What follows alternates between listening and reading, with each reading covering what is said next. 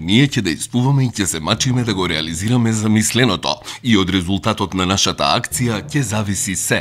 Ако останатите македонци по нас видат дека акцијата е добра, има успех, даде резултат, по своја иницијатива ќе следат и ќе отпочнат и други подобни акции.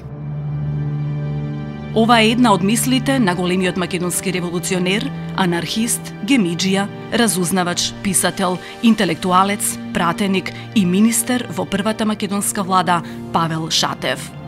Павел Шатев бил роден на 15 јули 1882 година во Кратово.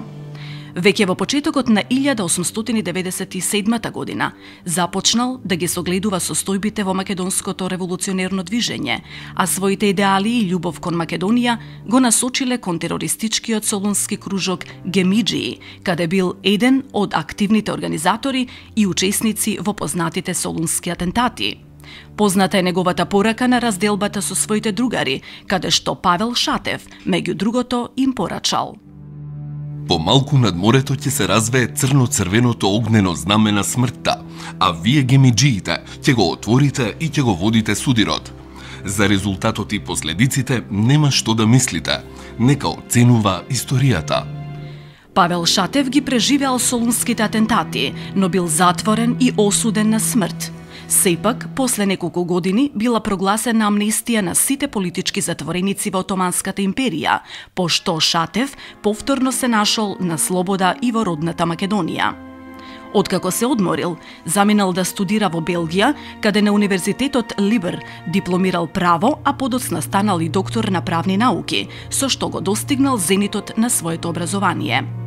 Потоа заминал во Софија и во предвечерието на Балканските војни започнал со анализа на македонското прашање и со интензивна публицистичка активност што ќе го следи до крајот на животот.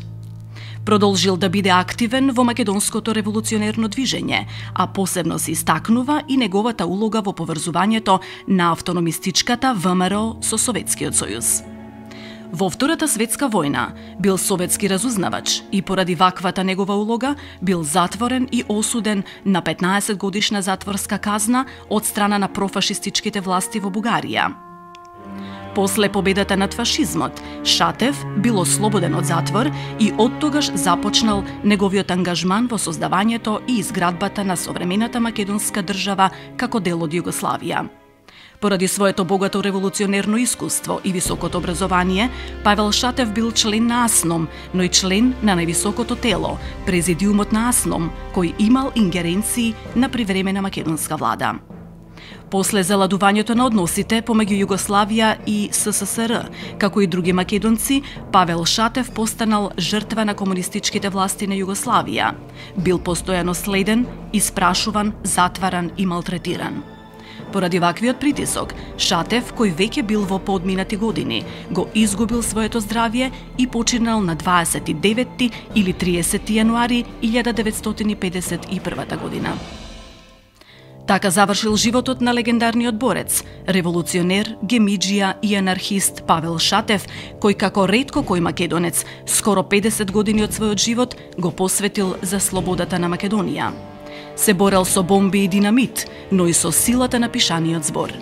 Имал можност да биде дел од многу бурни историски години, но и да го доживее создавањето на слободна и независна Македонија, во чии темели целосно се вградил и го завзел своето место во пантеонот на македонските херои. 30 јануари, денот кога умрел Павел Шатев.